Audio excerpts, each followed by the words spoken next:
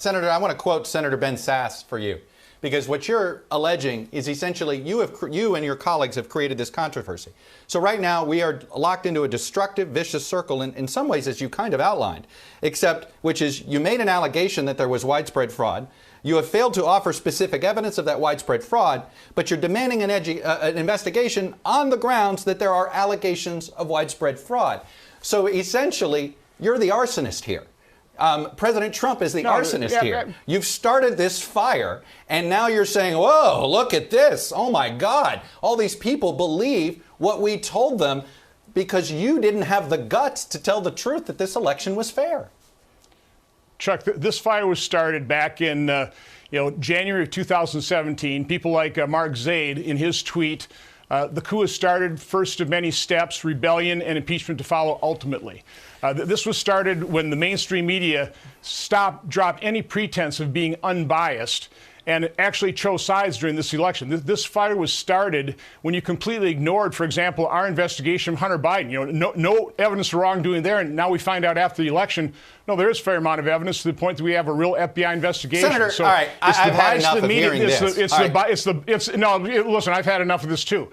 No, Senator, it is. You have spent the last 2 years where Republicans and conservatives do not trust the mainstream media, and that is what has destroyed the credibility of the media and our institutions, and really the destruction shaken confidence of in the this election result. So I didn't start this. Listen, you have spent, and I'm just curious, Senator, you have spent much of your time in the last 2 years carrying a lot of this crazy conspiratorial water for President Trump, whether it was the attempt to somehow blame Ukraine for the interference in the election rather than Russia.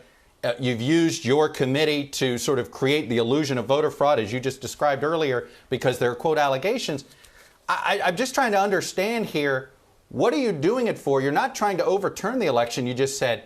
Are you simply trying to curry favor with constituents of the president's? Is that what this is all about? Is this a cynical political ploy? I'm trying to be transparent. One of the things we found out in our hearing is, the basic allegations kind of fall into three categories. I would say the first is the either violation of or lax enforcement of election law. There is voter fraud. There always is. We had one witness talk about 42,000 people voting twice in Nevada. The other issue just really because is you the have fact somebody that the courts, say it didn't make it true. It's easy. Senator, it's none of easy. these allegations. Stop. You don't get to make these allegations that haven't been proven true. Here's what I don't understand. You understand how our government was set up. The reason we have a judiciary is because partisans like yourself weren't going to be trusted by the public to decide who won or lost an election. Let me ask you this. Who carried the state of Wisconsin?